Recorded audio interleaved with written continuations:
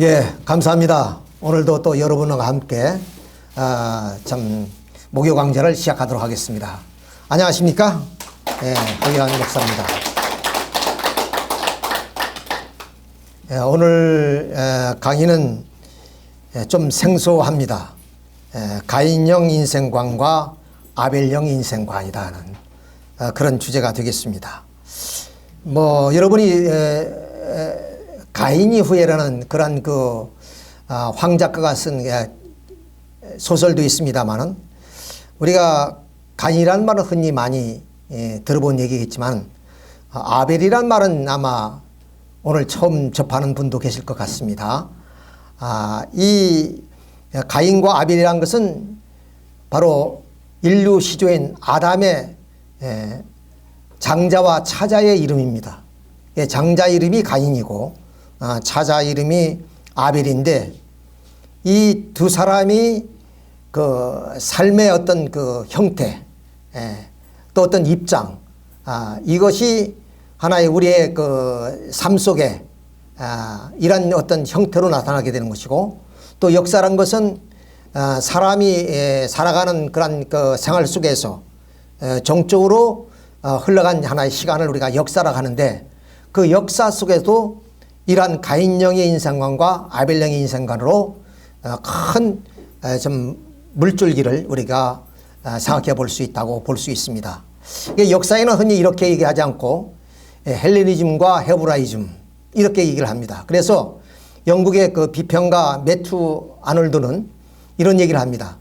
바로 헤브라이즘과 헬라 사상의 사이에 역사가 오락가락했다. 그런 얘기를 이제 하는 것을 보았을 때, 역사에는 아주 그 헬레니즘과 헤브라이즘이란 더 큰 물줄기를 통해서 역사가 교차되면서 흘러왔다. 이렇게 이제 볼 수가 있는 겁니다. 자, 그래서 우리는 통일론리 입장에서 이런 가인형 인생관과 아벨형의 인생관을 통해서 역사가 어떠한 그 과정을 거치면서 현재 이루게 되는가 한 것을 오늘 이 시간을 통해서 조명해 보고자 하는 내용이라고 말씀을 드릴 수 있겠습니다. 이 통일론리에서는 인류의 그런 그 시원을 우리가 다 아시겠습니다만은 창조에서도 출발이 되어지죠. 공산주의 유물론 사상이라든가 이런 데서는 인류의 그 출현이 바로 이 진화를 통해서 이루어졌다고 하지만은, 바로 이 기독교 사상을 중심에서 봤을 때는 창조론을 주장하고 있습니다. 그런데 그 출발은 바로 타락으로 말미암아 이런 악한 세계를 이루게 됐다, 이렇게 이제 보는 거죠. 자, 그래서 인류 역사는 이런 그 타락으로 인해서 죄악으로 출발되어진 그 역사가 다시 본연의 그런 세계로 돌아가는 것이 인류의 역사다, 이렇게 문선명 선생님은 그 역사관을 그렇게 주장하고 계십니다. 따라서 역사의 그 시원은 창조요 타락이기 때문에, 타락한 인류가 좀 걸어온 그런 삶, 이것을 종적인 시간의 흐름으로 인해서 이루어진 것이 바로 역사이기 때문에, 그 역사에도 말씀드린 것처럼 가인형의 인생관과 아벨형의 인생관이라는 두 물줄기를 통해서 교차하면서 역사가 오늘까지 이루게 됐다 하는 그런 얘기가 됩니다.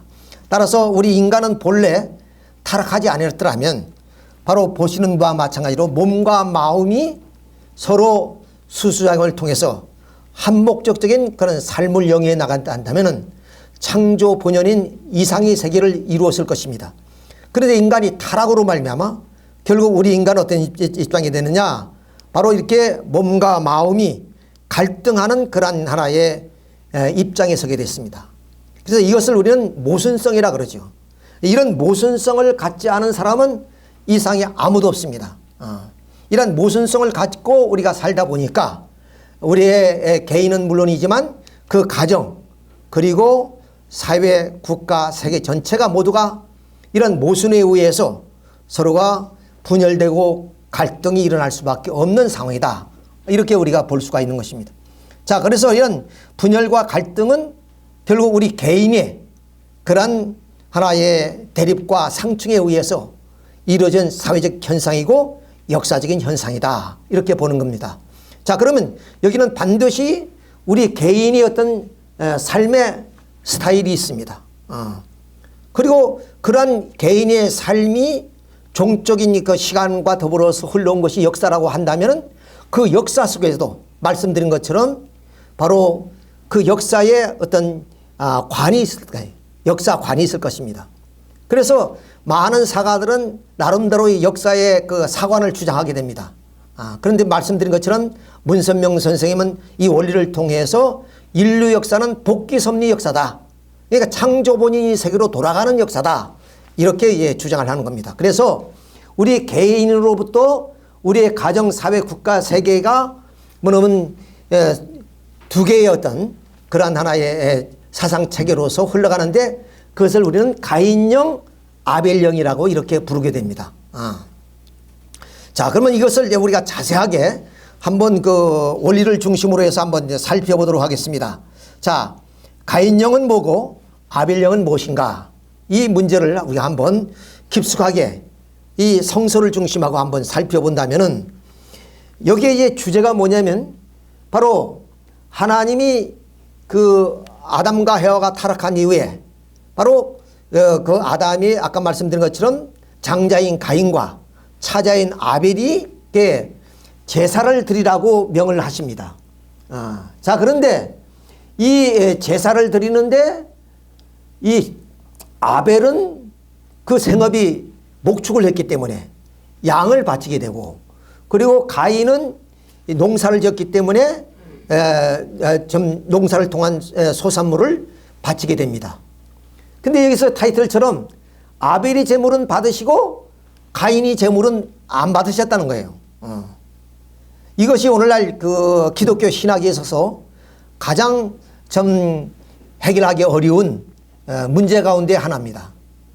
그러니까 보통 기독교인들은 그냥 믿음으로 그것을 받아들이는 겁니다. 우리의 인간의 이성적으로 이 문제를 해결하려고 해도 해결할 수 없기 때문에 신앙인들은 이것을 믿음으로 다 받아들이는 거죠. 왜 하나님께서는 똑같은 자식인데 그리고 그 두 자식에게 똑같이 제사를 지내라고 하는데 어찌해서 아벨이 제물은 받으시고 가인이 제물은 연락하지 않으셨느냐 하는 문제예요. 자, 그래서 일부의 목사님들은 이런 주장을 하게 됩니다. 자, 우리 자연의 질서를 보게 되면 인간, 동물, 식물, 광물 이렇게 차원이 다르게 이렇게 나열을 우리가 시켜볼 수 있습니다. 그러니까 동물은 보다도 하늘과 가까운 입장이 있기 때문에 하나님이 동물을 바친 양을 바친 아벨이 제물을 받으시고 또 가인이 제물은 안 받으셨다 이런 얘기를 하지만은 하나님은 원리적인 분이시고 원칙적인 분이시기 때문에 그러한 하나의 논리로서 하나님이 가인이 제물을 안 받으신 것이 아니라는 거예요. 그래서 이 문제가 우리가 앞으로 이제 전개될 그런 내용의 좀 하나의 주제가 되는 것입니다. 그래서 가인령 인생관, 아벨령 인생관이라는 그런 주제가 되겠습니다만은 자, 그러면 이 통일 논리에서는 이 문제를 어떻게 설명하고 있느냐? 대단히 중요한 문제입니다. 말씀드린 것처럼 2000년 기독교 신학에서도 이 문제를 해결하고 넘어가지 못했습니다. 지금까지도. 왜 하나님은 제사를 지내라고 명하신 후에 아벨이 제물만 받으시고 가인이 제물을 안 받으셨느냐? 결국 이것으로 말미암아 어떤 현상이 벌어지냐? 형님 가인이 동생 아벨을 죽입니다. 이때부터 인류는 살인극이 벌어졌어요. 그러니까 이 문제가 결코 우리가 그냥 신앙으로만 받아들이고 넘어갈 문제가 아니고 반드시 이 문제를 우리가 살펴봐야만이 우리의 인간의 삶도 그리고 인류의 역사의 좀 내용을 조명하는데도 중요한 하나의 포인트다고 이렇게 먼저 말씀을 드릴 수가 있습니다. 자, 그래서 이제 이 문제를 우리가 우선 좀 조명해 보기 위해서는 먼저 우리 인간은 어떤 존재냐 하는 그 자체를 우리가 좀 이해를 해볼 필요가 있습니다. 자, 우리 아담을 우리가 생각해 보면 하나님이 먼저 이제 아담을 창조하셨는데 그 아담을 창조하실 당시, 다시 말하면 타락하기 전에는 하나님의 창조의 본성을 가지고 하나님만 대하고 있었습니다. 아담과 헤아가. 그런데 아담과 헤아가 선악과를 따먹고 타락한 이후에는 사탄과 혈연적인 조건에 의해서 또 사탄이 주관을 받는 입장이 되었어요. 그래서 이 아담과 헤아는 선과 악의 모체가 되었습니다. 즉 창조 본성인 선성품도 있고, 그리고 타락으로 말미암아 타락성의 그런 근성도 가지게 됐다 그 말입니다. 자, 그런데 이러한 선악의 모체가 되어 있는, 즉 모순되어 있는 존재를 놓고 하나님은 원리적인 섭리를 하실 수가 없다는 데 문제가 있어요. 왜 그러냐면 하나님은 정의로우시고 선하신 분이기 때문에 반드시 섭리의 대상도 선한 존재가 아니면 안 된단 말이죠. 자, 그런 입장에서 봤을 때 하나님이 이 타락한 아담과 헤아를 놓고 어떻게 구원 섭리를 하시느냐. 그러니까 하나님의 구원 섭리는 그 궁극적인 목표가 뭐냐? 악을 멸하고 선주권을 세우는 데 있습니다. 자, 그러면 그런 섭리를 하기 위해서는 이 타락한 아담과 헤아가 하나님의 구원 섭리의 대상인데, 이 아담과 헤아가 선악의 모체가 되어 있으니까 하나님이 간섭할 수 없고 하나님이 그를 놓고 섭리를 진행해 나갈 수가 없기 때문에 어떻게 해야 되느냐 하는 것이 하나의 문제가 되는 거죠. 자, 그래서 이 하나님이 아담과 헤아를 대하려면 선악의 모체가 되었으니까 성선품적인 존재와 그리고 악성품적인 존재로 갈라 세우면 되는 거예요. 그렇잖아요. 갈라 세우면은 결국에 선성품적인 부분을 통해서 하나님은 섭리할 수 있고, 악성품적인 존재는 사탄이가 되면 된단 말이죠. 자, 그런데 이 비원리적인 존재인 아담을 쪼개면 죽어버린단 말이에요. 그래서 아담을 선악으로 분립하는 하나의 방법을 바로 하나님은 그 아담의 자식 가인과 아벨로 나눈 것이다. 이게. 가인과 아벨로 나눈 겁니다. 자, 그래서 가인은 장자고 아벨은 차자인데 이 둘을 아담 대신 선악의 그런 모체가 되는 아담을 분립하는 하나의 방법으로 아담의 두 아들을 세우게 됐다 하는 것을 이제 우리가 알 수가 있습니다. 자, 그러면 누구를 선성품적인 존재로 하나님이 대할 수 있는 입장에 세워놓고 누구를 악성품적인 존재로 사탄이가 대할 수 있는 입장에 세우느냐 하는 것도 문제가 됩니다. 왜? 하나님은 원리적이고 원칙적인 분이시기 때문에 하나님의 마음에 맞는 대로 결정되어지는 것이 아니라 원리의 기준에 의해서 이 문제도 그러면 가인과 아벨이 바로 어떤 입장에 세워야 하는 것도 원리적이어야 된다는 거예요. 자, 그런 입장에서 이 가인과 아벨은 모두가 해와의 타락의 열매입니다. 해와가 타락해서 이제 낳은 자식들이란 말이에요. 자, 그러니까 해와의 타락의 경로를 통해서 이것을 조명해 볼 필요가 있어요. 자, 해와의 타락은 두 번의 타락이 있었습니다. 그 첫째가 천사장과의 타락이죠. 뱀이 해와를 꼬있다 그러죠. 자, 그 뱀이 바로 우리 통일논리에서는 천사를 상징한다고 말씀을 드렸는데, 이 천사장이 따먹으라는 권유에 의해서 해와는 그 선악과를 따먹음으로 해서 타락했습니다. 이것을 영적인 타락이라 그래요. 왜? 영물인 천사와의 타락을 했으니까. 그런데 해와가 타락하고 난 후에 어떤 상황이 되냐? 마음의 양심의 가책을 느낍니다. 하나님이 따먹으면 정령 죽는다고 하셨기 때문에 따먹은 그것을 통해서 양심의 가책을 느껴서 이제라도 하나님 품으로 돌아가고 싶은 심정이 동기가 되어서 아담을 꼬이죠. 그래서 선악과를 따먹고 아담에게도 줬다 그러죠. 아담과의 타락을 육적인 타락이라 그래요. 타락론에서 이제 말씀드린 바가 있습니다만은, 자, 그러면 이 영적인 타락과 육적인 타락은 모두가 타락 행위면 틀림이 없지만은, 그러나 이제 이 가인과 아벨을 이제 선성품 존재와 악성품 존재로 이제 분립하는 과정 속에서 바로 어느 것이 보다 더 선하고 보다 더 원리적인 것인가 한 것을 우리가 따져볼 필요가 있어요. 물론 둘 다 그럼 다 타락 행위는 분명하지만은, 그러나 이것을 우리가 엄연히 구별해 보면 어떤 타락이 보다 더 원리적이고 보다 더 선한 편인가, 이것을 우리가 동기를 우리가 살펴볼 필요가 있습니다. 그래서 동기가 대단히 중요해요. 예를 들어서 죄인이 법정에 섰을 때 어떤 동기로 인해서 범행을 저지르느냐, 이에 따라서 형량이 달라집니다. 물론 과실에 의해서 우연이고 돌발적인 행위에 의해서 이루어진 범죄라면 아마 형량이 낮아지겠죠. 그러나 그것이 의도적이라면 형량이 높아집니다. 이처럼 동기가 대단히 중요합니다. 어떤 동기에 의해서 타락했느냐. 자, 근데 첫 번째 천사장과의 타락 행동은 하나님같이 눈이 밝아진다는 과분한 욕망이 동기가 됐단 말이에요. 그렇잖아요. 그러니까 물론 뱀이 해와에게 따먹으라 하니까 따먹으면 죽는다 하더라. 그것은 하나님같이 눈이 밝아질까 그러다. 그러니까 따먹으라는 권유 속에서 따먹었습니다. 이게 과분한 욕망, 즉 눈이 밝아지려는 과분한 욕망이 동기가 되어서 결국에 천사장과의 타락했단 말이야. 근데 이 천사장과의 그런 그 관계는 맺을 수 없는 관계입니다. 왜? 인간은 하나님의 자녀고 천사는 하나님의 종입니다.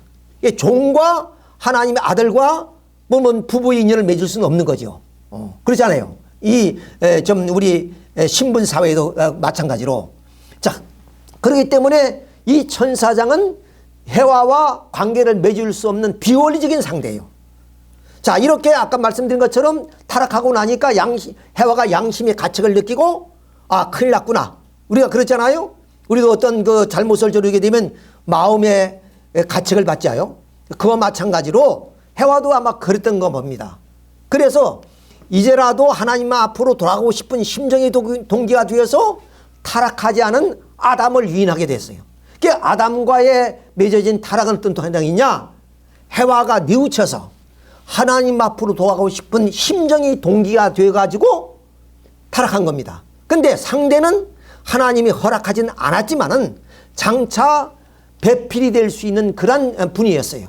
그러니까 원리적인 상대다 그 말입니다. 그래서 첫 번째 타락과 두 번째 타락을 비교하면 엄연한 차이가 있습니다. 첫 번째 타락은 그럼 과분한 욕망이 동기가 되었고 비원리적인 상대라면은 두 번째 타락은 하나님 앞으로 돌아가고 싶은 심정이 동기가 되어서 하나님이 허락한 때는 아니지만은 바로 원리적인 상대인 아담과의 타락이란 말이야. 자, 그러니까 용서를 한다면 바로 이 두 번째 타락이 용서를 받을 수 있고 보다 원리적이라고 이렇게 우리가 말씀을 드릴 수 있습니다. 자, 그래서 이 가인과 아벨은 모두가 해와의 타락의 열매이기 때문에 해와를 중심하고 맺어진 불륜한 사랑의 두 형을 중심해서 가름하여 볼 수밖에 없다 그 말이에요. 자, 그래서 가인은 사랑의 첫째 열매이기 때문에 첫 번째 타락 행동인 천사장과의 타락 행동을 표징하는 악의 표시체로서 바로 사탄이 대할 수 있는 입장에 가인을 세워놓게 되는 것이고, 아벨은 두 번째 사랑의 열매이기 때문에 두 번째 행동이었던 아담과의 타락 행동을 표시하는 그런 선의 표징체로서 바로 하나님이 대할 수 있는 입장에 세울 수밖에 없게 되었다 그 말입니다. 이렇게 해서 가인과 아벨은 모두가 사탄 편과 하늘 편의 입장에 세울 수 있는 원리적인 그런 입장에 서게 된 것이다. 이렇게 말씀을 드릴 수 있는 거예요. 자, 아무렇게나 하나님은 당신의 그런 뜻에 맞게끔 세우는 것이 아니라 원리적이고 원칙적인 입장에서 이 아담을 분립하는데 가인과 아벨을 이런 방법에 의해서 하나님은 아벨을 대하게 됐다 그 말이에요. 아벨을 대하게 됐다. 그러니까 두 사람 모두가 제사를 지냈지만은 아벨은 하나님 입장에 있기 때문에 하나님 편에 있기 때문에 하나님에게 합당한 헌제를 하면 하나님은 받을 수 있어요. 그래서 고대 사회에서 헌제를 할 때 이렇게 연기가 올라가면 하나님이 신이 그것을 연락했다는 것 증거입니다. 이게 연기가 올라오면. 근데 가인은 아무리 곡식을 드려도 이렇게 연기가 안 나죠. 그건 안 받았다는 뜻이에요. 그러니까 왜 가인이 제물을 안 받았느냐? 하나님이 가인을 대할 수가 없어요. 왜? 사탄 편이기 때문에. 사탄이 주관하는 입장이 있기 때문에. 그래서 하나님이 이 아담과 헤아를 분립한 거 아니에요. 여기서 가인과 아벨로. 왜? 이 모순된 존재, 즉 비원리적인 존재를 하나님은 대할 수 없기 때문에 원리적인 입장에 세워놓고 하나님은 역사하시기 위해서 가인과 아벨을 분립했는데 그 분립에 찾아 아벨이 하나님이 대할 수 있는 상대적 입장에 서게 되기 때문에 하나님은 아벨의 제물을 받으시고 가인의 제물은 안 받으셨다는 거예요. 그러면 하나님이 왜 가인에게 제물을 드리라고 하셨느냐 그 말이죠. 그것은 가인이 제물을 전혀 안 받겠다는 뜻이 아니라 바로 우리가 어떤 일을 하게 되면 내가 좀 알지도 못하는 사람을 상대할 때 어떠하겠습니까? 반드시 내 중간에서 나를 소개해 줄 수 있는 사람이라든가 어떤 그 매체를 통해서 내가 원하는 어떤 목적을 이루어 나가게 되는 거죠.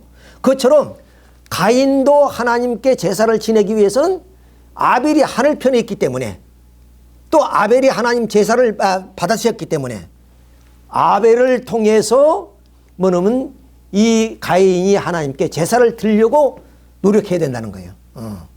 이렇게 했더라면 하나님은 이런 조건을 통해서 하나님도 아벨의 제물을 받을 수가 있었는데 이러한 조건을 세우지 않았기 때문에 하나님은 가인의 제물을 받을 수가 없었다는 뜻이에요. 그래서 결국에 결론은 어떻게 되느냐? 바로 가인이 화가 나서 아벨을 돌로 쳐 죽입니다. 이것이 말씀드린 것처럼 인류 최초의 살인사건이 됐어요. 그러니까 해와가 타락해서 그런 죄의 씨를 남기게 되었고 그리고 장자 가인이 아벨을 죽임으로 말미암아 죄의 열매를 거두게 됐다. 그래서 모자에 의해서 인류 죄악사가 뭐냐면 시작이 됐다. 이렇게 이제 볼 수 있는 겁니다. 그래서 성서를 보게 되면 모자 협조라는 것이 많이 나옵니다. 왜냐하면 이 구원이라는 것은 결국에 탕감을 통해서 가는 겁니다. 탕감이라는 것은 뭐냐면 어지러울 탕인데 내 자신이 어떤 과오를 범했으면 그 과오를 청산하고 가야 된다 그 말이야. 그것이 이제 구원의 길로 가는 하나의 길인데 그러한 하나의 길을 가기 위해서는 바로 이 과거를 청산하는 그런 탕감의 노력을 거쳐야 돼요. 근데 아까 말씀드린 이 에덴 동산에서 모자에 의해서 죄가 형성됐고 죄의 열매를 거뒀으니까 타락한 인간이 하늘 앞으로 가기 위해서 어떤 입장이냐? 모자가 협조를 해서 과거의 모자에 의해서 죄의 씨가 이루어지고 열매가 맺어졌기 때문에 그것을 청산하는 하나의 방법은 모자 협조를 통해서 가는 거예요. 그것이 바로 야곱이란 아브라함이 우리나라의 당군 할아버지 같은 이스라엘의 조상인데 그의 손자가 야곱입니다. 야곱이 하늘로부터 아버지 이삭으로부터 축복을 받기 위해서 어머니 리브가의 협조를 받아가지고 축복을 받습니다. 그러니까 모자 협조에 의해서 결국 야곱이가 승리할 수 있었던 거예요. 그리고 우리가 예수님도 마리아가 그러면 그 헤롯 왕이 죽이려 할 때 그러면 그 어린 예수를 품에 품고 지금의 에집트죠. 에집트로 피난 가는 그런 일이 있습니다. 또 모세가 이스라엘 민족을 이끌어 나온 선지자죠. 그분이 죽을 수밖에 없는 환경에서 살아날 수 있었던 것은 어머니의 적극적인 도움이 있었기 때문에 살아날 수 있었어요. 이것처럼 역사 속에는 그 여인들이 그런 자녀를 위해서 희생하고 그렇게 협조하는 그런 내용들이 성서에 많이 나오는 이유가 뭐냐? 인류 역사가 모자에 의해서 잘못되었기 때문에 다시 그것을 탕감복귀하기 위해서는 모자 협조의 그런 역사가 나타나게 되는 것이다. 이렇게 말씀을 드릴 수 있어요. 자, 이렇게 함으로 인해서 어떻게 되느냐? 결국에 역사 속에서 이러한 가인과 아벨의 그런 인생관이 역사를 통해서 쭉 두 물줄기가 흘러나오게 된 거예요. 그래서 예수님 당시에 예수님이 죽으실 때 어디냐? 오른편 강도와 왼편 강도가 있었어요. 그 오른편 강도는 예수님을 메시아로 인정을 합니다. 왼편 강도는 그렇지 않지요. 그러니까 오른편 강도에게 예수님이 하시는 말씀이 너는 나와 같이 낙원에 갈 것이다. 이런 말씀하세요. 자, 그래서 이것을 하나의 계기로 해서 우리는 우익과 좌익이라는 말이 나옵니다. 물론 우리 사회에서는 이런 동기를 통해서 이런 말을 쓰지 않으면은 문 총재님이 그 원리를 통해서 이런 말씀을 하세요. 오늘의 우익과 좌익이라는 말이 어디서부터 나오느냐? 예수님이 십자가상에서 돌아가실 때 좌편 광도와 우편 광도에 의해서 그것이 역사적으로 전개되어 나타나는 것이 우익과 좌익이다. 이런 얘기를 말씀을 하세요. 아무튼 간에 이것을 우리가 보더라도 이런 우익은 뭐냐? 아벨령 인생관을 중심으로 하는 하나의 역사관이고, 뭐냐면 가인형 인생관이라는 것은 이렇게 좌익처럼 가인형 인생을 중심한 역사관이다. 자, 그것을 우리가 다시 분석해 보면 아벨령 인생관과 가인형 인생이라는 것은 마음과 몸과 같은 것이다. 즉 아벨령 인생관이라는 것은 어떤 가치를 중심으로 하는 그런 그 정신적 가치, 이것을 중심으로 하는 인생관이라면 가인형 인생관이라는 어떤 물질을 중심으로 하는 인생관이다. 그것은 누구나 다 그런 마음과 몸을 가지고 있기 때문에 그런 인생관을 가지고 우리가 살아간다는 거예요. 자, 그래서 그것이 뭐냐면 하나의 사회와 역사에 전개시킨 것이 정신과 물질, 유신과 무산, 무신, 그리고 관념과 유물이라는 이런 정치 형태로 나타납니다. 그래서 이러한 오늘의 이데올로기, 사상이 뭐냐면 이러한 가인과 아벨의 그런 삶을 통해서 그것이 역사적으로 종적으로 전개되어 나온 것이 바로 이런 가인형 인생관과 아벨형 인생관이다. 이런 말씀을 드릴 수 있어요. 자, 그래서 이제 이 아벨형 인생관과 가인형 인생관이 이제 앞으로 전개될 역사에 대한 말씀을 드리는데 두 물줄기가 되는 거예요. 두 물줄기가 됩니다. 즉, 그 매튜 아놀드가 말씀한 것처럼 뭐냐면 헤브라이즘과 헬레니즘 두 이제 사상이 서로 오락가락했다는 그런 말씀이 바로 이런 가인형 인생관과 아벨형 인생관을 의미하는 말이다 하는 얘기를 드릴 수 있습니다. 자, 이것을 중심해서 이제 그 역사를 한번 전개해 보도록 하겠습니다. 자, 역사를 이제 전개해 보게 되면, 자, 여기에 이제 이렇게 타락한 인간이 가인형과 아벨형의 그런 삶의 스타일을 갖게 되는데, 그것이 역사 속에서 가인형 인생관과 아벨형 인생관으로서 나타나는 것이다. 자, 그러면 그것을 세계로 확대시켜 나온 것이 뭐냐? 그것이 바로 이 헤브라이즘과 헬레니즘이다. 물론 이 헬레니즘이라는 것은 바로 이 그리스의 사상을 의미하고, 그리고 헤브라이즘은 유대 민족의 그런 사상을 의미합니다. 이 두 개로 나타난단 말이야. 그래서 이것이 어떻게 역사 속에 전개되어서 오늘에 이루게 되느냐 하는 문제를 지금부터 이제 말씀을 드리도록 하겠습니다. 자, 이 그리스라는 것은 이 발칸반도, 이 지중해를 중심해서 여기고, 그리고 유대라는 나라는 여기에 팔레스타인 지역이죠. 여기에 있는 나라가 바로 이 지중해를 중심해서 두 문명권이 형성됩니다. 그러니까 이 두 문명이 발생하는 것도 뭐냐면 거의 비슷한 시기에 일어나요. 비슷한 시기에 일어납니다. 자, 이 두 문명이 중심에서 인류 역사가 출발이 되어지고 오늘에 미치게 된다는 말씀을 먼저 드릴 수가 있어요. 자, 그래서 이 그리스의 헬레니즘 사상이란 게 뭐냐? 이것은 하나의 인간은 이성적 존재라는 거예요. 즉, 노고스란 말씀인데, 말씀을 뭐냐면 이성으로 판단할 수 있는 그런 능력을 가진 존재. 이것을 뭐냐면 그리스 사람들은 일찍이 깨달게 된 거예요. 인간은 이성적 존재이기 때문에 진리를 탐구해야 된다. 그래서 바로 이 그리스에서 바로 이 소크라테스라든가 플라톤이라든가 알리스토텔 같은 이런 그 철인들이 나오게 되는 거죠. 자, 그래서 이제 고전주의라 그러죠. 고전주의. 이런 사상을 이제 고전주의인데, 이런 사상이 지향하는 목적이 뭐냐? 그것이 바로 아레데라고 얘기하는데, 이것을 우리가 말로 표현하면 미덕이라는 우리의 그 삶의 그런 덕을 말하고 사랑을 말하는 거겠죠. 자, 이런 그 미덕을 이루는 것이 인간의 삶의 행복의 기준이라고 왔던 거예요. 그러니까 다시 말씀드리면 그리스의 사람들은 그냥 인간은 이성적 존재이기 때문에 바로 이 아레데, 이 미덕을 실천하며 사는 것이 행복한 삶이다. 이것이 그리스 사람들이 정신이다. 이렇게 말씀드릴 수 있어요. 반면에 유대 사람들은 어떠냐? 이 사람들은 원래 야훼 하나님의 그런 백성으로서 선택된 민족이기 때문에 이 민족은 인간은 원죄를 죄를 지은 사람이다. 인간은 원죄를 가진 존재이다. 그러니까 이런 인간이 원죄를 벗어서 행복하게 살려면 뭐냐 하나님으로부터의 죄로부터 구원을 받아야 된다. 그러니까 이 삶의 스타일이 완전히 다른 거죠. 그리스 사람들은 인간은 이성적 존재이니까 아래들을 이루는 것이 행복이 척도라고 한 반면에 이 유대 사람들은 인간은 태어나면서도 원죄를 가진 존재이니까 하나님의 구원을 받지 못하고서는 인간은 행복해질 수가 없다는 거예요.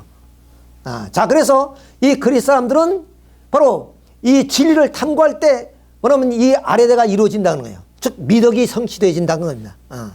자, 그래서 여기에서 이제 아까 말씀드린 고전주의 철학이 나온 거예요. 그것이 소크라테스, 플라톤, 아리스토텔 같은 이런 철학자가 여기에 등장합니다. 진리를 추구하는 그런 사상이기 때문에. 반면에 유대인들은 어때야 구원을 받아야 되니까 믿음이 있어야 되는 거예요. 그래서 신명기 6장에 보면 이런 얘기 있습니다.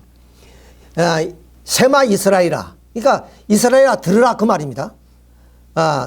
너희 하나님은 오직 한 분이니 마음과 몸과 뜻을 다해서 그분을 사랑하라. 또 그것을 너희 자녀들에게 열심히 가르치라. 그리고 안전하 서나 항상 이 말씀을 봉독할 것이며, 그리고 이 손목에다 그것을 감고 좀 표로 삼고, 그리고 이마에다 그것을 붙이라 그럽니다. 그리고 어디 나갈 때는 반드시 문설주에다가 세마 이스라엘이라는 것을 뭐냐면 반드시 붙여라. 그것이 절대적인 믿음을 강조한 거죠. 그러니까 이 민족은 어디냐? 뭐냐면 구원을 받기 위해서는 절대적인 하나님 앞에 믿음을 나타내야만 됩니다. 그래서 이렇게 이 두 개의 문명권성은 서로 다른 측면을 우리가 여기서 볼 수가 있어요. 이것이 히브리인들이 삶의 그런 형태고, 이것이 헬라인들이 삶의 형태다. 이걸 우리가 이제 볼 수 있습니다. 자, 그래서 이 유대인들의 그런 사상은 바로 신본주의예요. 아까 말씀드린 야훼 하나님을 섬기고 그 믿음을 따라가는 것. 이런 신본주의 사상이라면은 그걸 헤브라이즘이라 그러죠. 그리스 사람들은 바로 인간 중심의 그런 사상입니다. 이거는 신 중심의 사상이라면 인간을 중심으로 하는, 인간이 절대적인 가치적 존재라고 생각하는 거예요. 이것을 헬레니즘이라고 그래요. 그래서 말씀드렸던 매튜 아놀드 비평가가 하는 말이 이 헬레니즘과 헤브라이즘이 사이에 역사는 오락가락한다. 교차되고 있다는 그 얘기입니다. 자, 그래서 이런 두 사상의 체계를 통해서 역사가 흘러가게 됩니다. 그러니까 어떻게 역사가 흘러가느냐 하는 문제들을 지금부터 이제 말씀을 드린다면, 자, 이래 역사가 쭉 흘러왔어요. 이렇게 두 개, 그리스를 중심은 헬레니즘 사상과 그리고 유대 민족을 중심한 헤브라이즘 사상이 쭉 흘러와서 이제 어떤 시대를 맞느냐?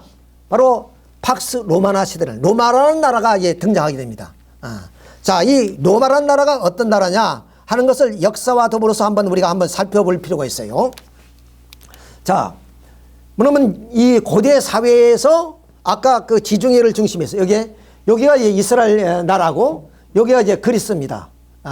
근데 이 이스라엘의 아주 고대 사회에서요, 뭐냐면 이 분열됩니다. 이 나라가 남과 북으로 분열될 때 이 지역에 가장 패권을 가지고 있던 나라가 아시리아라는 나라예요.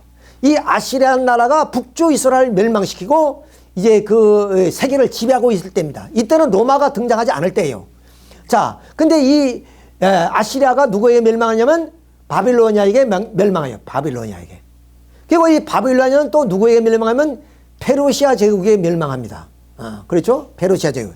근데 이 페르시아 제국이 또 누구에게 멸망하면 요 알렉산더 대왕이 의해서 바로 페르시아가 멸망합니다. 근데 이 알렉산더 대왕이 어떤 사람이냐면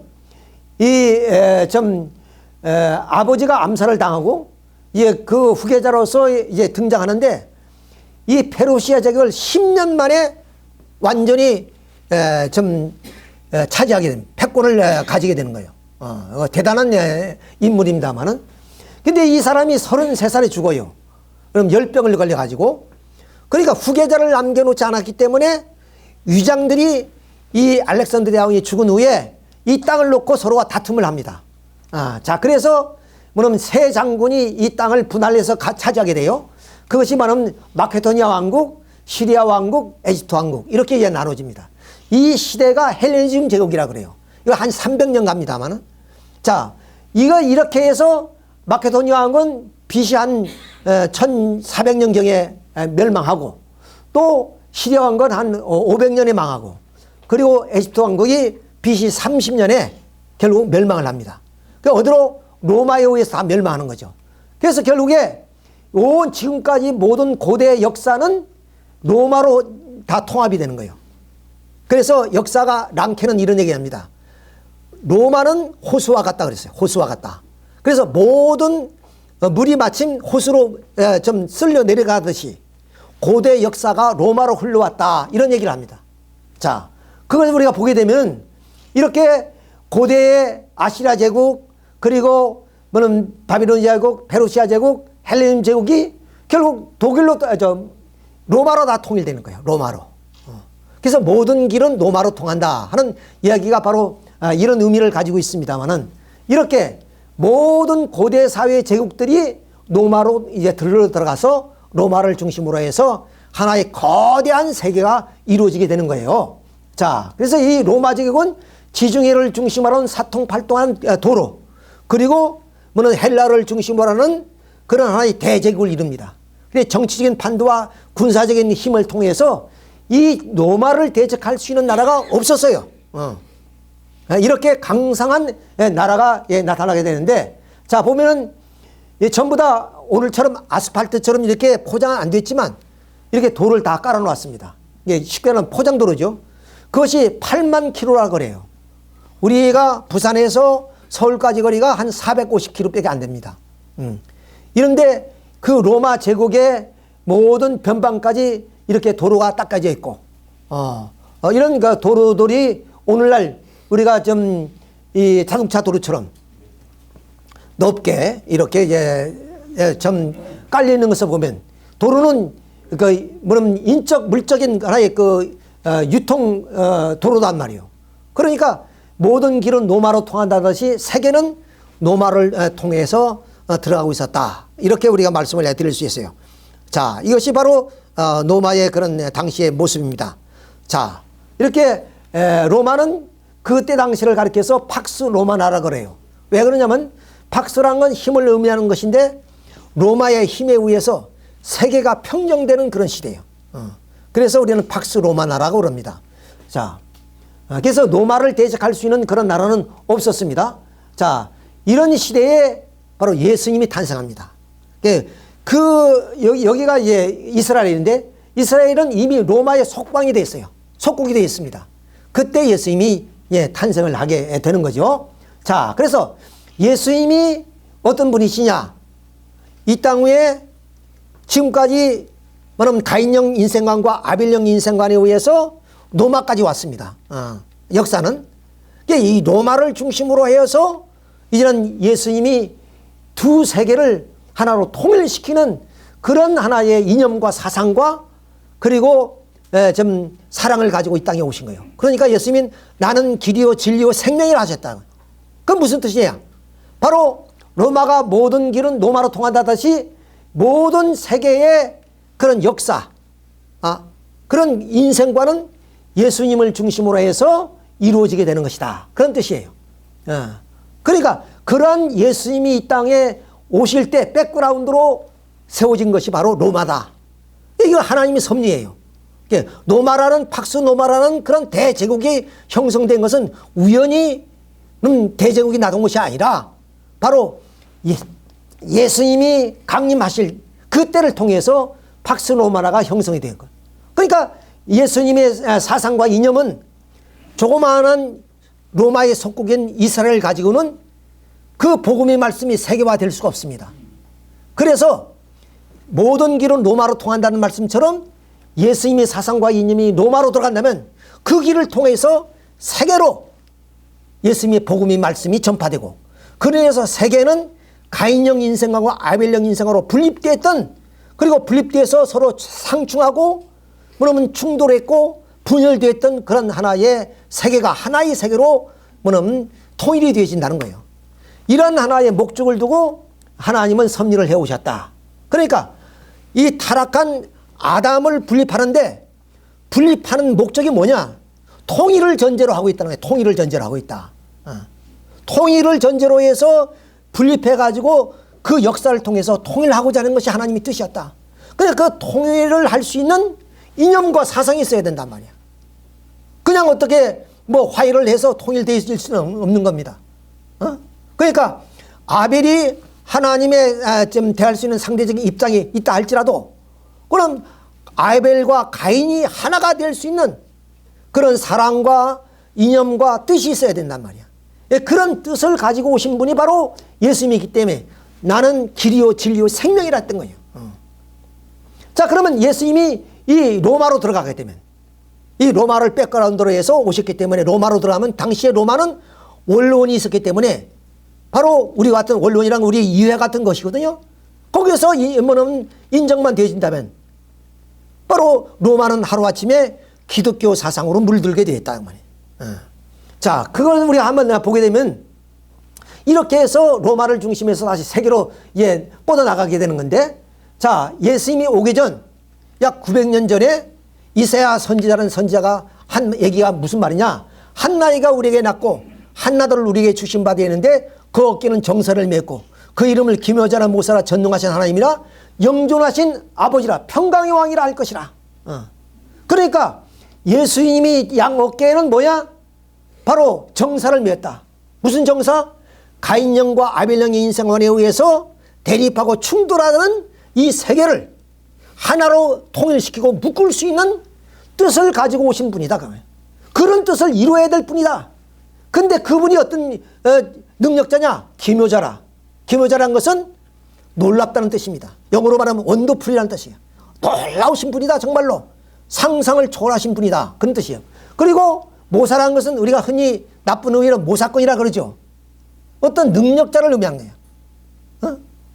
전능하신 분이다. 그런 뜻이에요. 자, 그러니까 그러한 기묘자의 모사로 오신 그 분은 어디야?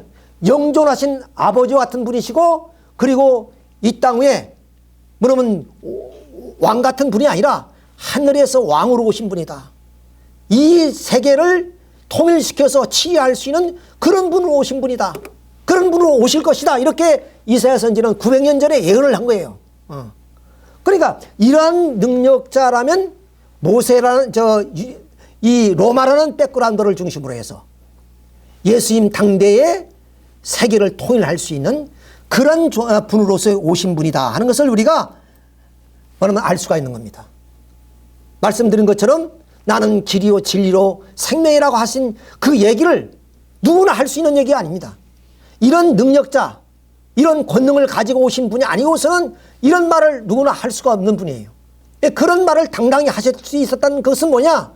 하나님이 독생자로서 이 땅 위에 예수님을 보내셔서 인류의 엉클어진 역사, 가인과 아벨로 인해서 분열되고 충돌하고 이러한 하나의 세계를 통일하기 위해서 이 땅에 오신 평강의 왕으로 오신 분이었단 거 말이에요. 자, 이렇게 해서 예수님이 이 땅에 오셨더라면 비로소 당시의 고대 사회인 로마를 중심으로 해서 이미 이 세계는 통일된 세계가 이루어졌을 것이다. 그런데 불행스럽게도 유대인들이 예수님을 십자가에 못 박아버린단 말이에요. 그러니까 예수님은 그 뜻을 이루지 못한 채 결국에 십자가에 돌아가시게 된다는 겁니다. 십자가에 돌아. 그러니까 십자가에 돌아가시고 결국 예수님은 이제 돌아가신 후에 그 제자들에 의해서 로마로 들어와 가지고 그 로마에서 400년 동안 종교의 핍박을 받아 가지고 결국에 400년 만에 로마는 기독교가 됩니다. 그러니까 예수님이 살아 계셨더라면 그런 핍박 없이 예수님 당대의 로마를 중심해서 세계의 평화를 실현할 것인데 그것은 예수님이 돌아가심으로 알마 이런 좀 고난의 역사와 함께 긴 역사가 흘러올 수밖에 없었다. 그런 뜻이에요. 자, 그래서 이 준비했던 팍스 로만을 이제 떠나가지고 이제는 기독교인들이 로마에 가서 박해를 받습니다. 이것이 로마 박해 400년이에요. 400년. 400년 동안 모질게 핍박을 받습니다. 정말로. 자, 그러다가 결국에 이 콘스탄티 대제를 가마 감독 하늘이 영적으로 역사를 하셔서 결국에 기독교를 공인하게 되고 392년 데우드시 1세 황제가 기독교를 국교로 이젠 지정하게 돼요. 그러니까 로마 박해 시대가 이제 끝이 나죠. 자, 그래서 결국에 여기서 우리가 주시해야 될 것은 뭐냐? 빨간색과 파란색입니다. 이걸 잘 주시해 보셔야 돼요. 자, 빨간색은 헬레니즘 사상으로서의 가인형 인생관이고, 이 녹색은 뭐냐? 신본주의 사상인 헤브라임으로서 아벨형 인생관이에요. 그러니까 가인형 인생관을 통해서 역사가 흘러와서 이 팍스 로마를 통해서 가인형 인생관과 아벨형 인생관이 하나로 통일될 수 있는 그런 기회에 예수님이 돌아가심으로 알마 아벨형 인생관은 가인형 인생관의 주가를 받으면서 박해를 받았단 말이에요. 그런데 기독교가 공인되면서부터 아벨형 인생관이 중심이 되고 가인형 인생관이 말하면 이 대상의 입장에 서게 돼서 이 시대가 중세 시대입니다. 중세 시대. 중세 기독교 사회죠. 기독교 사회는 그 중심 사상이 뭐냐? 신본주의입니다. 신본주의. 그래서 기독교를 중심으로 해서 그 문명과 문화가 형성되는 그런 시대. 그러니까 이 두 하나의 사상 체계가 이제는 기독교가 공인이 된 후에 이 가인형 인생관을 중심으로 해서 통일 세계를 이루어나가는 그런 시대였다고 말이에요. 자, 그러면 중세 시대가 어떤 시대냐? 이것을 우리가 자세하게 한번 살펴볼 필요가 있습니다. 이렇게만 말씀을 드리면 여러분이 이해가 잘 안 되기 때문에 중세 시대가 어디쯤인가 한 것을 말씀을 드린다면 로마가 멸망할 때까지를 고대 사회라 그럽니다. 그러니까 뭐 그리스, 로마 이런 얘기를 하죠. 이때까지를 뭐냐면 고대 사회라 그래요. 그러니까 로마가 멸망하고 기독교가 이제 등장하게 됩니다. 그 시대를 중세라 그래요. 중세. 그러니까 약 중세가 한 1000년 되죠. 그래서 16세기에 이 교회가 부패하니까 종교 개혁이 일어납니다. 이때까지를 중세라 그러고 이 종교 개혁 이후에 19세기까지를 근대, 그 이후를 현대라 그럽니다. 역사를 이렇게 구분해요. 이렇게. 그러니까 여러분이 이 중세를 말씀드리기 위해서 시대 구분을 이렇게 해보는 겁니다. 자, 이 중세를 대략 1000년으로 봅니다. 1000년. 그러니까 쉽게 말하면 이 시대가 어떤 시대야? 유럽 사회, 유럽의 1000년 동안 기독교가 융성하던 시대였단 말이야. 기독교가 지배하던 시대였습니다. 이걸 우리는 중세 시대라 그럽니다. 중세 시대. 자, 이 중세 기독교 시대인데, 자, 이 시대는 어떠냐면은 바로 서기 800년 이 네오 3세가 결국 그 칼대제, 우리가 샤를마누이라고도 하고 또 영어로는 칼대제라고 하는데, 이 칼대제를 로마로 불러서 그에게 기독교 왕권을 씌워줍니다.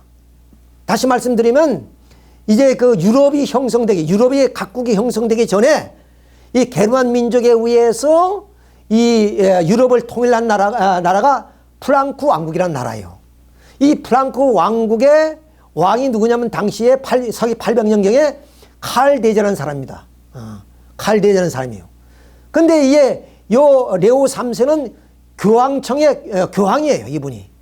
그러니까 서기 800년 12월 20 크리스마스 날 이 칼대제를 로마로 불러서 이 교황 레오 3세를 뭐냐면 기독교 왕국의 왕으로 세웁니다.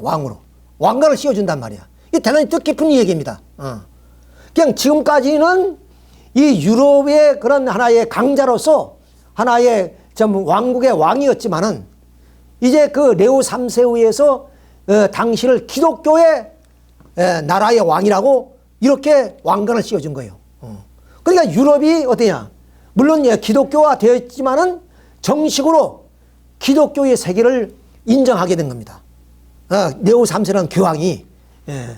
자, 이렇게 해서 이 프랑크 왕인 칼 대제가 레오 3세로부터 이렇게 기독교 왕관을 좀 대관식을 하는 그런 장면이에요. 이 장면이. 자, 그래서 이제 바울이 스승인 예수님이 돌아가신 이후에 생명을 걸고 로마로 들어와서 기독교를 전파한 이후 1000년 만에, 그러니까 AD 1000년에 유럽은 완전히 기독교가 됩니다. 모든 나라가 다 기독교를 받아들이는 그런 하나의 나라가 돼요. 자, 그래서 이 유럽 사람들은 태어났을 때 또 죽을 때까지 요람에서 무덤까지 교회 의식을 통해서 살아가는 거예요. 태어남도 그렇고 십장가 가는 것도 그렇고 죽음도 모두가 종교 의식을 통해서 생활하는 그런 시대가 바로 중세 시대입니다. 자, 근데 이 중세 시대에 어떤 이제 교황과 국왕이 두 체제가 있어요. 아까 말씀드렸죠. 나라를 다스리는 국왕, 그리고 교회의 통치자인 교황, 이렇게 두 이제 지도자가 있는데, 근데 이제 점점 교황이 국왕의 세력을 이제 무너뜨리고 점점 세속적인 권력을 갖기 시작합니다. 교황이, 교회의 지도자인 교황이. 그러니까 교회가 부패하고 타락해요. 어느 나라든지 역사 속에 권력이 넘치면은 부패하고 타락하게 돼 있어요. 그렇잖아요. 그러니까 교황의 권력이 어디까지 손을 뻗쳤냐? 세속적인 국왕의 권력까지도 가지게 됐단 말이야. 그러니까 국왕이 교황한테 무릎을 꿇어야 되는 그런 입장까지 왔어요. 그러니까 교황의 권력이 하늘을 찌를 수 있는 그런 입장까지 왔단 말이에요. 그러다 보니까 교회가 부패하고 타락하게 됩니다. 타락해. 이에서 중세 시대를 우리가 암흑기라고 얘기를 하는데, 어쨌든 간에 이렇게 해서 이 중세 시대 1000년이 이어져 나는데, 중세 시대를 고대를 뛰어넘어서 근대 그 사이가 중세다. 이렇게 여러분들이 좀 이해를 해 주시면 되겠습니다. 자, 그래서 이 중세를 우리가 알았죠. 자, 이렇게 하다 보니까 이제 그 교회가 세속적인 권력을 가지고 이제 세상을 다스리는 그런 입장이 됐어요. 그럼 원래는 교황은 교회의 수장으로서의 그런 하나님을 믿고 하나님의 계시와 예언을 국왕에게 전해서 국왕이 그런 하나님의 뜻대로 나라를 통치할 수 있는 그런 하나의 체제로 가야 되는데, 그럼 나라의 모든 그 통치권도 교황이 가지게 됐단 말이에요. 이러다 보니까 교회가 부패하고 타락하게 됐다 하는 말씀을 드렸습니다. 자, 이때가 되면 1095년에 십자군 전쟁이 일어납니다. 십자군 전쟁이. 자, 이 십자군 전쟁을 통해서 중세 사회 1000년이 깨어지는 그런 하나의 역사가 벌어져요. 그래서 이 십자군 전쟁이 중요하기 때문에 여러분에게 이 십자군 전쟁에 대해서 간략하게 말씀을 드립니다. 자, 지금 이쪽은 유럽입니다. 유럽이 지중해니까 이 유럽은 기독교가 됐어요. 근데 이 남쪽, 우리가 지금으로 말하면 중동이라 그러죠. 자, 이 소아시아를 중심으로 해서 이 중동, 북부 아프리카는 전부 다 이슬람권이에요. 마호메트가 그러면 이제 이슬람을 세우고 정통 칼리프 시대를 지나고 우아미 왕조 때 어디냐? 스페인까지 들어갑니다. 이베리아 반도까지 마호메트교, 이슬람 종교가 이렇게 넘어온단 말이에요. 짧은 기간에. 자, 그래서 이 우아미 왕조를 무너뜨리고 아바스 왕조가 나오고 아바스 왕조를 무너뜨리고 셀주 투르크가 정권을 잡아요. 그러니까 이 남쪽은 셀주 투르크가 지배하는 그런 시대였어요. 근데 이 남쪽에 예루살렘이 있었단 말이야. 기독교의 성지가 이 남쪽에 있었어요. 그러니까 이전에는 기독교인들이 여기에 순례를 왔어요. 성지 순례를 왔단 말이야. 근데 아바스 왕조가 있을 때까지는 환영을 받았습니다. 왜? 여행객들이 많이 오면 그 사회 경제가 좋아지잖아요. 그러니까 환영을 했던 거예요. 근데 셀주 투르크가 들어서면서부터 이 순례객들을 핍박하고 박해를 합니다. 그리고 이 셀주 투르크는 어디까지? 여기에 이미 로마는 동로마 이 제국은 어때요? 이 유럽의 제국은 동쪽과 서쪽. 그래서 여기에는 콘스탄티노플을 중심으로 하는 이런 동방 제국이 생기고 서방 제국으로 이렇게 나눠진 때예요. 자, 요 콘스탄티노플을 위협한단 말이야. 이 셀주 투르크가. 그러니까 여기서 뭐냐면 동로마 황제가 바로 서로마의 교황에게 구원령을 요청합니다. 그래서 결성된 것이 바로 십자군이에요. 십자군. 1096년에. 그래서 이 예루살렘 탄환을 위해서 십자군과 그리고 이 모슬림 군대와 충돌이 벌어진 것이 십자군 전쟁이에요. 그래서 이 전쟁은 야훼와 알라의 전쟁이고 또한 십자가와 초상딸의 전쟁이었어요. 이 전쟁이 얼마만큼 진행되냐? 200년 동안 전쟁이 지납니다. 200년 동안에. 이 기독교 쪽에서는 한 번만 승리해요. 나머지 7차례 원정을 했지만 다 실패합니다. 결국에 이 십자군 전쟁은 기독교의 완패로 끝나버립니다. 그런데 여기에서 기독교가 이제 여기서 패하긴 하지만은 이 유럽 사회가 어떻게 변모를 하느냐, 이걸 우리가 좀 말씀을 드린다면, 이미 이 이슬람권의 제국 세계는 어떤 세계냐? 신본주의가 아니고 인본주의 사회입니다. 그러니까 자연과학이 발전되고 인간의 존엄성을 주장하는 그런 시대예요. 이것은 인간의 이지와 이성을 존중하는 그런 사회가 바로 이 이슬람 세계입니다. 그런데 이 중세 사회 유럽은 신중심적인 사회다. 오직 태어나면서부터 죽을 때까지 하나님을 믿어야 돼요. 그 의식 속에 살아가야 됩니다. 그러니까 여러분 거기에 만약에 좀 신앙을 부정한다다가 이러면은 그 사회에 생존을 할 수 없어요. 그만큼 뭐냐면 이 기독교화된 그런 세계입니다. 자, 그런데 이렇게 철옹성같이 1000년 동안 이 기독교가 세상을 지배하다 보니까 말씀드린 것처럼 부패하고 타락하지요. 자, 그래서 많은 문제가 발생하죠. 인간의 자유와 이성이 존중될 수가 없는 그런 사회예요. 근데 사람이란 건 자기의 이성과 지성을 통해서 진리를 찾으려고 그러잖아요. 근데 이 중세 사회는 진리를 찾을 필요가 없어요. 왜? 계시된 성서면 좋게. 성서만 읽어야 돼. 어떤 문학도 여기서 나타날 수 없었어요. 자, 그런데 이후 남쪽으로 내려와 보니까 인간의 자유와 이지와 이성이 존중되어지고, 그럼 자연과학이 뭐냐면 좀 만연한 그런 사회가 됐단 말이야. 그래서 전쟁을 통해서 이런 인본주의가 유럽으로 흘러들어갑니다. 유럽으로. 200년이 걸쳤으니까. 그 병사들에 의해서 이 자유세계를 뭐냐면 이제 이 세계에다 옮겨놓은 거. 마침 북한의 탈북자들에 의해서 뭐냐면 그 북한 사회가 낱낱이 이제 공개되잖아요. 그런 것처럼. 북한 사회가 이렇게 뭐냐면 물리적으로나 또는 정신적으로 자유가 스며들잖아요. 그것처럼 이 전쟁 200년을 통해서 남쪽에 있는 뭐냐면 이 인본주의 사상이 바로 유럽으로 흘러들어가는 것이 이런 하나의 현상이 벌어지게 됩니다. 자, 이러므로 인해서 이 중세 사회가 어떻게 변하느냐?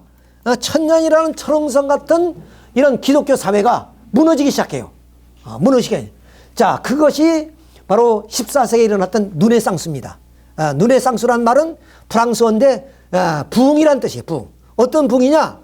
바로 이 1000년 동안의 기독교권에 의해서 지배를 받다 보니까 이 중세 사람들은 어떤 생각을 가지냐? 그때 자유분방했던 그런 로마 그리고 그리스 문명이 그리워지는 거예요. 그 시대의 고대 사회가 그리워지는 겁니다. 그러니까 그리스 로마의 고전 문화를 재생하자는 그런 운동이 벌어지시게 했대요. 왜? 이미 십자군 전쟁을 통해서 유럽으로 인본주의가 들어왔기 때문에 그런 인본주의에 의해서 이제 고전 문화가 재생하자는 그런 운동이 일어나게 됩니다. 자, 그것이 사회 전반에 걸친 하나의 부흥운동으로 일어난 것이 르네상스라 그럽니다. 자, 이렇게 하자 교회도 되냐? 부패하고 타락했잖아요. 그러니까 종교개혁이 일어나가지고 그 종교개혁을 통해서 보다 고차원적으로 하나님을 신실하게 믿는 뭐는 프로테스탄트인 종교개혁이 일어납니다. 자, 그래서 새로운 신흥 종교가 나오게 되는 거죠. 자, 이렇게 해가지고 이 두 사상, 그러니까 쉽게 말하면 빨간 것은 가인형 인생관이고 이런 초록은 아벨형 인생관이다. 이렇게 교차했단 말이야. 한때는 뭐냐면 이 아벨형 인생관이 중심이 됐다가 또 어떤 때는 가인형 인생관이 중심이 되어서 아벨형 인생관을 지배하는 그런 하나의 이 교차되는, 그래서 말씀드린 것처럼 매튜 아놀드 비평가는 이렇게 헤브라임과 헬레니즘이 사이에 오락가락했다는 그 얘기가 바로 이런 의미예요. 자, 이렇게 해서 역사는 다시 어떻게 되냐? 이 인본주의가 동쪽으로 흘러가게 되고, 그리고 신본주의인 헤브라이즘은 서쪽으로 갑니다. 그러니까 동쪽이란 건 뭐야? 유럽 사회에서 아시아 쪽으로 왔단 말이야.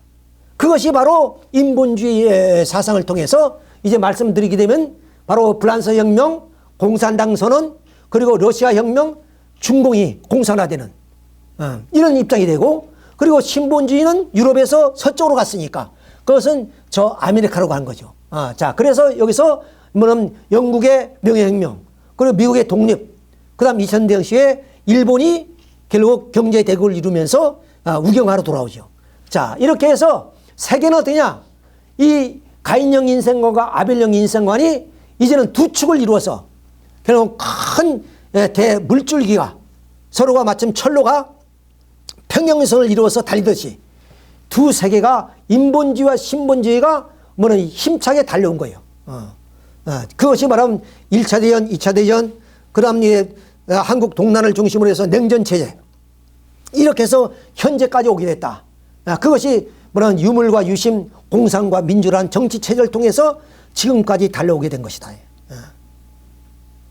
이렇게 우리는 역사를 가인형 인생관과 아벨형 인생관이라는 그 주제를 중심해서 역사를 살펴보니까 극명하게 역사는 이렇게 흘러왔다는 것을 우리가 알 수 있는 거예요. 그런데 말씀드린 것처럼 타락한 아담을 분립하는 것은 분립이 목적이 아니라 그 전제가 통일이라는 전제를 놓고 분립했단 말이야. 그러니까 이게 평행선을 이루는 두 개의 어떤 하나의 그 문화권과 사상이 이제는 통일이 되야 된단 말이야. 그것이 목적이니까. 그럼 어디에서 통일이 되느냐? 한때는 바로 이 중세 시대를 통해서 통일을 하고자 했지만 교회가 부패하고 타락했기 때문에 새로운 하나의 뭐냐면 자유사상을 중심으로 해서 두 체제가 오늘 현대까지 오게 된 겁니다. 그것은 다음 시간에, 그러니까 이 강의를 뭐냐면 1강자, 2강자로 나눠서 말씀을 드리게 됩니다. 전체를 말씀드리면 시간이 많이 걸리기 때문에. 자, 그래서 지금 여기까지만 이제 말씀을 드리고 다음 강좌는 뭐냐? 이 두 물줄기가 어디에서 만나느냐? 어디에서 만나? 그래서 어떻게 해서 통일을 이루어서 인류가 소망했던 평화의 세계를 실현할 것이냐? 거기는 반드시 예수와 같은 나는 길이요 진리요 생명이라는 하나의 사상이 잉태될 수밖에 없어요. 왜? 이 두 체제는 서로가 자기들이 사상이 옳다는 거 아니에요. 그렇잖아요. 그러니까 평행선을 이룰 뿐이지 뭐냐면 분립하고 투쟁하고 이럴 뿐이지 통일을 이룰 수 없어요. 그러면 이 두 물줄기를 하나로 통일시킬 수 있는 이념이 있어야 되고 사상이 있어야 되고 그러한 하나의 지도자가 나와야 된다네. 좀 예수님처럼 바로 나는 길이요 진리요 생명이라는 수 있는 그런 하나의 분이 나오신다. 기독교에서는 그런 분을 메시아라 그러죠. 그 불교에서는 바로 그런 미륵이라 그러잖아요. 유교에서는 진인이라 그런단 말이에요. 또 우리 정감록에서는 정도령이 온다 그러거든. 이런 모든 분들이 뭐냐? 이 세계를 통일시킬 수 있는 그런 사상과 이념을 가지고 이 땅에 오시는 분이다. 물론 명사는 다르지만은 각각 오는 것이 아니라 한 사람이 오는데 그 종교의 입장에 따라서 명사가 달랐을 뿐이다. 그런 하나의 내용을 가지고 다음 주에는 바로 어떻게 통일되어 나가는지 그것을 여러분에게 자세히 말씀을 드리도록 하겠습니다. 오늘 이것으로서 우리 강의를 마치도록 하겠습니다. 여러분 수고하셨습니다.